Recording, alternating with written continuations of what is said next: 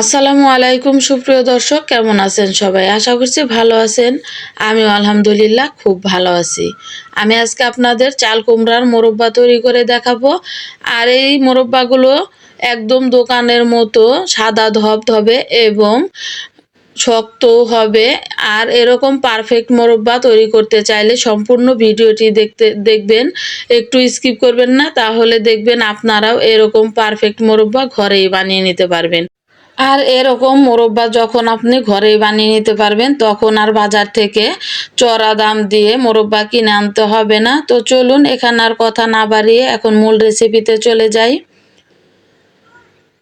মোরব্বাগুলো বানানোর জন্য এখানে নিয়েছি একটা পাকা চাল কুমড়া। আর আমি আপনাদের দেখিয়ে দিচ্ছি, যখন দেখবেন এরকম সাদা পাউডারের মতো থাকবে তাহলেই বুঝতে পারবেন এই কুমড়াটা মোরব্বা বানানোর জন্য একদম পারফেক্ট। তো কুমড়াটা আমি এখন কেটে নেব। মোরব্বা বানানোর জন্য সবটুকু কুমড়াই লাগবে না, আমি এই কুমড়া থেকে 1/3 ভাগ পরিমাণ কেটে নিচ্ছি। দেখতেই পাচ্ছেন কুমড়ার ভিতরে বিচিগুলো হালকা বাদামি বর্ণের হয়ে গেছে, আর এর চারপাশটাও দেখতেই পাচ্ছেন খোসাটা অনেক মোটা হয়ে গেছে।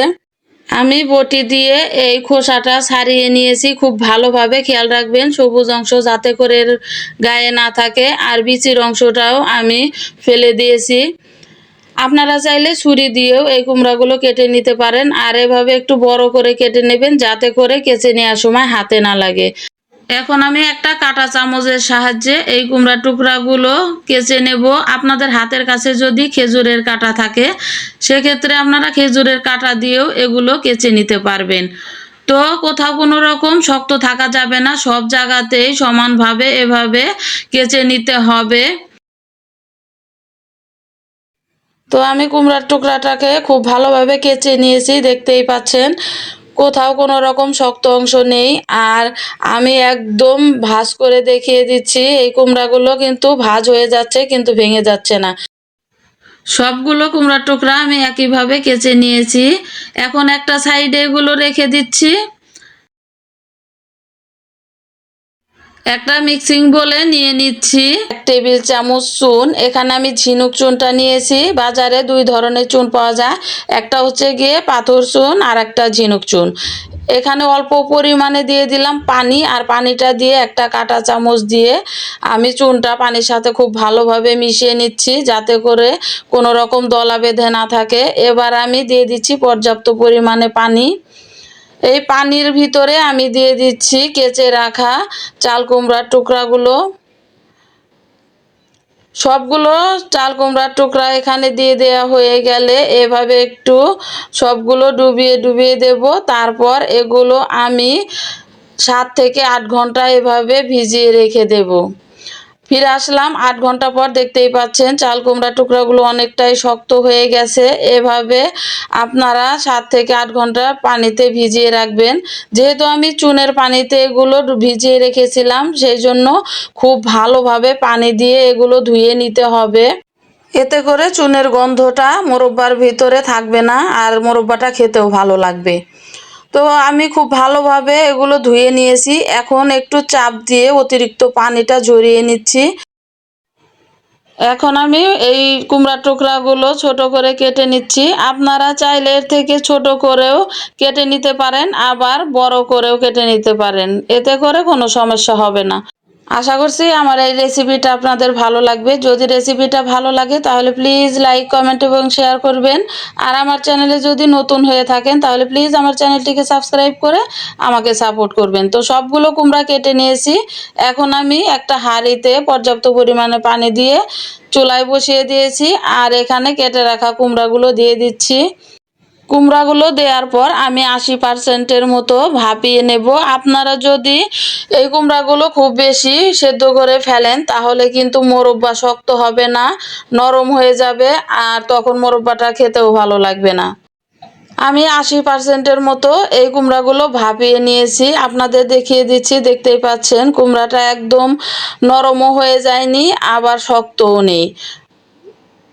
এভাবে 80% কুমড়াগুলো সেদ্ধ করে নেবেন। এখন আমি একটা ছাঁকনি দিয়ে কুমড়াগুলো একটা পাত্রে উঠিয়ে নিচ্ছি। এই কুমড়ার টুকরাগুলো গরম থাকা অবস্থায় এখানে দিয়ে দিতে হবে চিনি। এখানে আমি 4 কাপ চিনি দিয়ে দিচ্ছি। এই মোরব্বাগুলোতে একটু চিনির পরিমাণটা বেশি দিতে হবে, এতে করে দোকানের মতো মোরব্বার গায়ে চিনির যে একটা প্রলেপ থাকে সেটা থাকবে। দেখতেই পাচ্ছেন এখন আমি একটা স্প্যাচুলা দিয়ে এই কুমড়ার সাথে চিনি খুব ভালোভাবে মিশিয়ে নিচ্ছি। খুব সহজেই চিনিটা গলে গেছে। এখন আমি চুলায় একটা প্যান বসিয়ে দিয়ে এখানে এগুলো ঢেলে দিচ্ছি। আর এগুলো ঢেলে দেওয়ার পর চুলাটাকে আমি মিডিয়াম হিটে রেখে এগুলো জাল করে নেব। আপনারা কিন্তু হাই হিটে রেখে এগুলো জাল করবেন না, তাহলে অল্প সময়ের ভিতরেই শিরাটা ঘন হয়ে যাবে আর মোরব্বার ভিতরে শিরাটা প্রবেশ করতে পারবে না। এখানে দিয়ে দিচ্ছি 2টা এলাচ আর ছোট ছোট 2 টুকরো দারচিনি। আর এলাচের মুখটাকে অবশ্যই একটু ফাটিয়ে দিবেন, এতে করে এলাচের সুঘ্রাণটা বের হয়ে আসবে। আর যদি আপনারা এলাচের ফ্লেভার পছন্দ না করেন সেক্ষেত্রে স্কিপ করতে পারেন। এখানে দিয়ে দিচ্ছি আধা কাপ লিকুইড দুধ। এই দুধটা দেওয়ার ফলে মোরব্বার কালার একদম স্বচ্ছ কাচের মতো হবে। আর দোকানে যেরকম সাদা ধবধবে হয় মোরব্বা, এরকম সাদা ধবধবে করতে চাইলে এই দুধটা এখানে দিতে হবে। আপনারা যদি দুধ না দিতে চান সেক্ষেত্রে বাদ দিতে পারেন, সেক্ষেত্রে মোরব্বার কালার এতটা ভালো আসবে না, একটু ঘোলাটে হবে। তো আমি চুলাটাকে মাঝারি আঁচে রেখে মোরব্বাগুলো জাল করে নিচ্ছি। বেশ কিছুক্ষণ জাল করার পর দেখতেই পাচ্ছেন চিনির একটা প্রলেপ পড়ে গেছে। আর এরকম যখন দেখবেন চিনির ভিতরে দানা দানা হয়ে আসবে তখন চুলাটাকে বন্ধ করে দিয়ে মোরব্বাগুলো নামিয়ে নিতে হবে। তো আমি একটা ছিদ্রযুক্ত স্ট্রেনারে এই মোরব্বাগুলো নামিয়ে নিচ্ছি। মোরব্বার ভিতরে দেখতেই পাচ্ছেন একটা দানা দানা ভাব চলে এসেছে। এইভাবে যদি আপনারা মোরব্বা বানান হুবহু দোকানের মতোই হবে। আর এগুলো খেতেও কিন্তু খুব ভালো লাগে।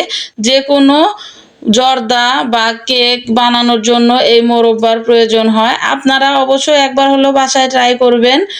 আর বাসায় বানানোর পর আমাকে কমেন্ট করতে ভুলবেন না। এতক্ষণ আপনারা যারা আমার এই ভিডিওটি দেখেছেন আপনাদের অসংখ্য ধন্যবাদ। সবাই খুব ভালো থাকবেন আর আমার জন্য দোয়া করবেন।